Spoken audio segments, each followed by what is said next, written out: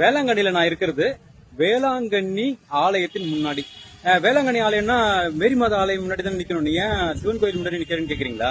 இதுதான் உண்மையான வேளாங்கண்ணி. வேளாங்கண்ணி அப்படிங்கிறவங்க மேரி மாதா கிடையாது. அதோட வரலாறு கேட்டீங்கன்னா ரொம்ப ஆச்சரியப்படுவீங்க. சொல்றேன். அந்த வேளாங்கண்ணி அப்படின்ற சொல்லுக்கு என்ன அர்த்தம் அப்படின்னு பார்த்தோம்னா, அது வந்து வேளாங்கண்ணி கிடையாது, வேலனக்கண்ணி அப்படிங்கறது அதோட உண்மையான சொல். வேலனக்கண்ணி அப்படின்னா வேலை போன்ற அழகான கண்ணினை உடையவள் அப்படின்னு அர்த்தம். இது வந்து மேரி மாதா பத்தி பாடல. 7ஆம் நூற்றாண்டுல தேவாரம் எழுதின ஞானசம்பந்தர் அழகா அந்த தேவார பாடல்கள்ல வேலனக்கண்ணி அப்படின்னு சொல்லியிருக்காரு, சேலனக்கண்ணின்னு சொல்லியிருக்காரு.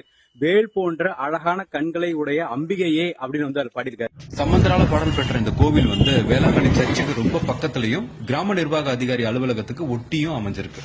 பெரியநாயகி உடனுரை வெள்ளிங்கிரீஸ்வரர் அப்படிங்கறது அதோட பெயர். இந்த சிவனை பற்றியும் இந்த அம்மனை பற்றி பாடும்போதுதான் வேலனக்கண்ணி அப்படின்னு சொல்லிட்டு திருஞான சம்பந்தர் பாடியிருக்காரு. அந்த வேலனக்கண்ணி தான் வேளாங்கண்ணியா வந்து மருவி இருக்கு. இந்த வேளாங்கண்ணி நாகூர் பக்கத்துல நிறைய சிவாலயங்கள் இருக்கு. டச்சுக்காரர்கள் போர்ச்சுகீசியர்கள் வந்து நிறைய அழிச்சிருக்காங்க. அதுல தப்பி பிழைத்த ஒரு சில ஆலயங்கள்ல இது இப்ப புனரமைப்பு வருது இந்த கோயில். அதெல்லாம் கிடையாது. வேளாங்கண்ணினா வேலனக்கண்ணி ஒத்துக்கிறோம், அந்த வேலனக்கண்ணி மேரி மாதா தான் அப்படின்னு சொன்னீங்கன்னா அதற்கான ஆதாரங்களை நீங்கள் கமெண்ட்ல சொல்லலாம்.